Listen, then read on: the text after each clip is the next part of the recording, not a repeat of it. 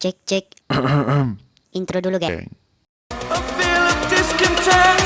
I'm finally facing it all. Fearless.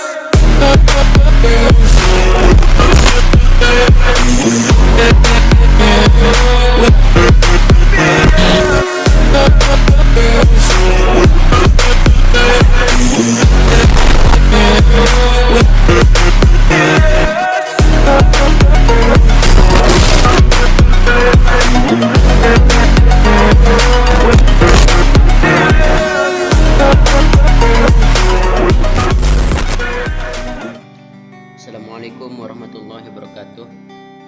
Kali ini kita akan membahas non-deterministic finite automata.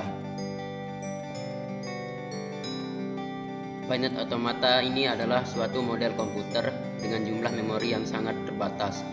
Model komputasional yang paling sederhana. Ada dua jenis finite automata, yaitu deterministic finite automata dan non-deterministic finite automata. Contoh non-deterministic finite automata, mesin di bawah adalah mesin NFA untuk mengenali string binary yang selalu diakhiri 01. Lihat bahwa dari state key 0 akan muncul kerancuan atau keambiguan jika menerima input 0 atau akan ke key 0 atau key 1. Sifat NDFA ini yaitu NDFA memiliki kemampuan untuk berada di lebih dari satu stage pada saat yang bersamaan. NDFA selalu menerima bahasa yang diterima oleh DFA. Sebagaimana DFA, NDFA menerima secara tepat bahasa reguler. Hal ini dikarenakan NDFA dan DFA berada pada kelas bahasa yang sama. DFA seringkali lebih ringkas dibandingkan DFA karena tidak harus fully defined. Baiklah, sekian dari saya dan materi selanjutnya akan dilanjutkan oleh teman saya.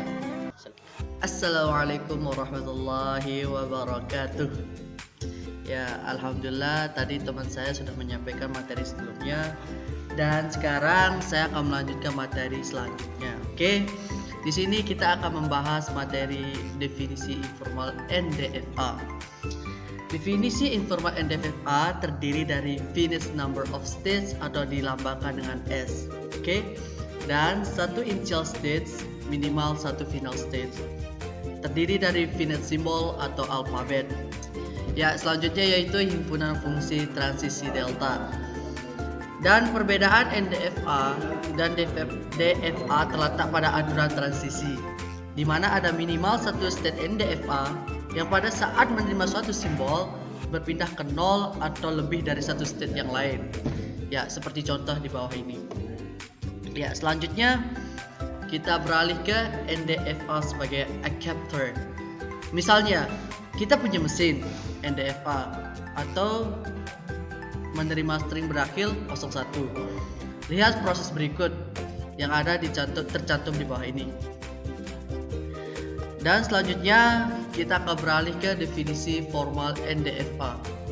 Satu NFA dapat didefinisikan secara formal sebagai 5 tuple berikut.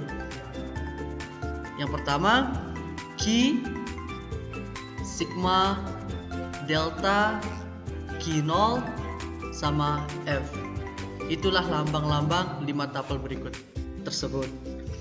Ya, saya akan terangkan key itu apa sih, sigma itu apa sih, delta itu apa sih, dan sebagainya. Ya, key itu adalah himpunan terbatas dari states. Ingat ya, key itu adalah himpunan terbatas dari states. Dan sigma himpunan terbatas dari simbol. Dan delta itu adalah key X sigma digabungkan menjadi key, fungsi transisi, dinotasikan ke delta. Dengan kata lain, key A sama dengan P. Oke?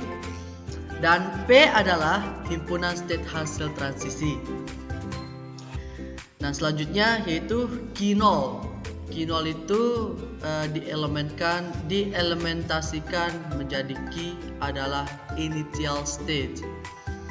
Dan selanjutnya F himpunan Q adalah himpunan accepted atau final state. Oke? Ingat ya, berikut itu adalah 5 tuple berikut. Ya, kita lanjut ke definisi formal NDFA. Pada kasus di atas, kita dapat mendefinisikan semuanya.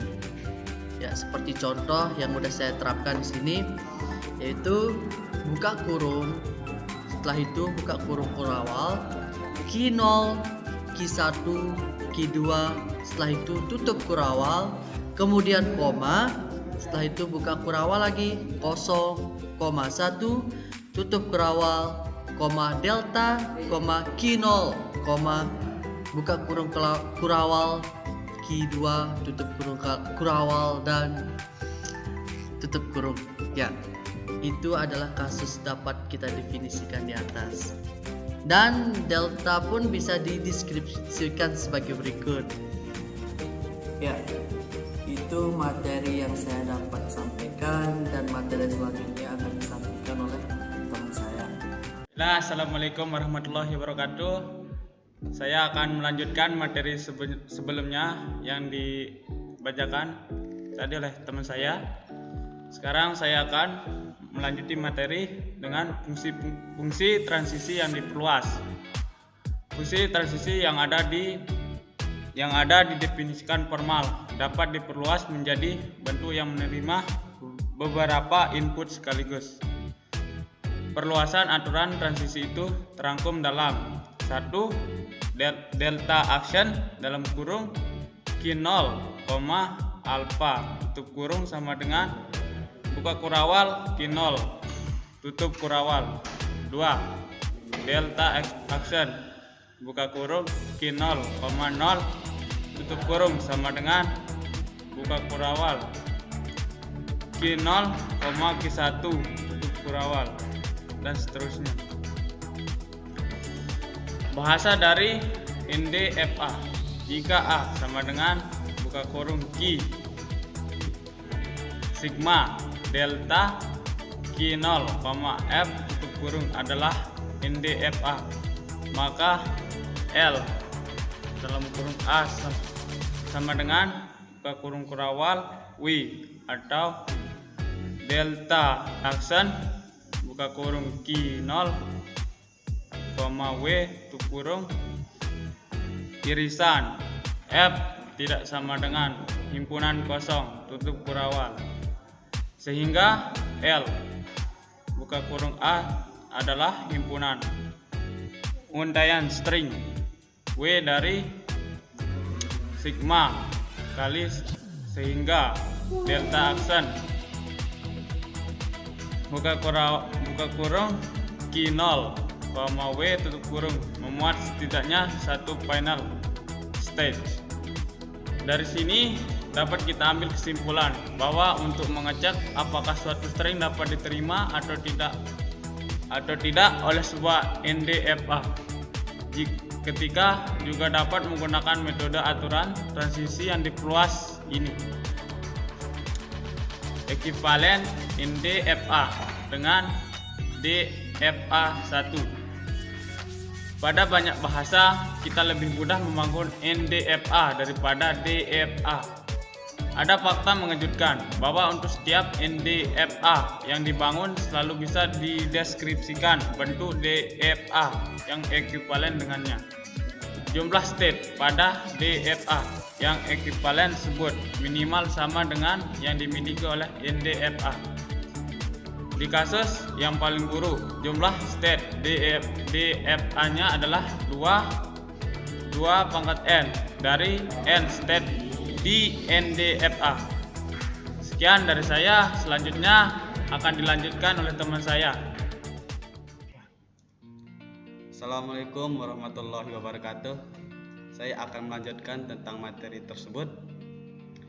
Jika kita memiliki NDFA N sama dengan dalam kurung Qn, sigma delta N Q0 Fn maka kita dapat membangun L dalam kurung D sama dengan L dalam kurung N dengan DVFA D sama dengan dalam kurung Q D sigma delta D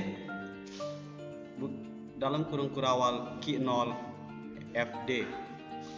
Nah, selanjutnya perhatikan kembali definisi formal dari NDFA, di mana hasil transisi dari setiap fungsi transisi DVFA merupakan himpunan states, maka semua kemungkinan himpunan tersebut dapat diartikan sebagai sebuah power set dari himpunan state di NDFA. Selanjutnya, QD adalah power set dari Qn, sehingga jumlah state QD adalah 2 pangkat N. Jika kita memiliki N state di Qn, kadang tidak semua state dipakai. Selanjutnya, FD adalah seluruh subjek Qn yang mengandung setidaknya satu aset state pada N dalam kurung Fn. Selanjutnya, dari definisi dan langkah-langkah di atas, kita dapatkan aturan transisi sebagai berikut. Nah, lihat seperti gambar ini, gambar di bawah sama yang di samping. Selanjutnya, dari semua state yang didapat, ternyata jika kita telusuri dari initial state, hanya ada 3 saja yang bisa dicapai, yaitu B, E, dan F. Untuk menghindari pembuatan transisi yang tidak pernah dicapai, proses ekivalensi ini dapat dilakukan dengan cara lazy evolution. Nah, lazy evolution ini adalah hanya menggenerate subject state yang muncul dengan menelusuri mulai dari initial stage. Nah, seperti contoh di bawah ini. Berikut saya akan menjelaskan tentang ekuivalen DVA dengan DFA. Kata ekuivalensi NDFA dengan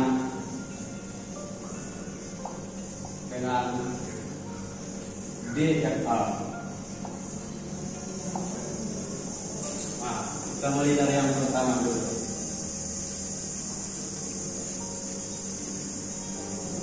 Delta aksen sama dengan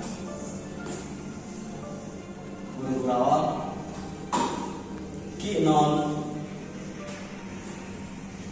tutup kurung koma 0 sama dengan kurung kurawal Q0 Q1 kurung kurawal dan Q0 delta aksen dalam kurung kurawal Q0 dalam kurung sama dengan Q0 tetap kurung kurawal. Nah, kita lanjut yang kedua. Delta aksen sama dengan kurung kurawal Q0 Q1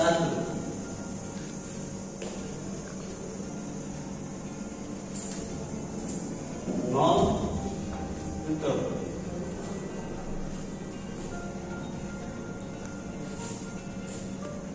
Kurung kurawal Q1 Q0 Q1 tutup kurung kurawal dan kurung delta aksen dalam kurung kurawal Q0, Q1 tutup kurung kurawal sama dengan kurung kurawal Q0, Q2. Selanjutnya, delta aksen sama dengan dalam kurung kurawal Q0, Q2 itu 0 untuk kurung berawal sama dengan kurung berawal Q0, Q1 untuk kurung berawal. Dan selanjutnya delta aksen buka kurung berawal Q0, Q2 tutup kurung berawal, 1 bukan 0 sama dengan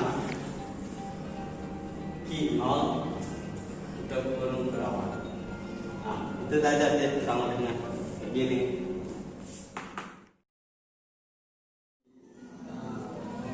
Oke, berikut ini saya akan menjelaskan bagaimana penerapan konsep NFA pada aplikasi simulasi mesin kopi vending. Jadi ini simulasi diagramnya seperti ini. Ini ditemukan dengan tupel yang sebagai berikut. Sekarang saya tuliskan tupelnya. Coba di zoom ke bagaimana diagramnya. Ini saya akan menjelaskan bagaimana proses mesin kopi itu berjalan menggunakan cuaca. Pertama, start dulu, baru berapakah saldo yang dia punya. If air dan gelas kopi lebih besar sama dengan stok minuman, jika yes, masukkan uang atau input uang. Jika no, stok air dan gelas habis. Jika no, dia langsung end. Jika yes, dia input uang dan terus lanjut ke dapat kembaliannya. Terus memilih varian kopi.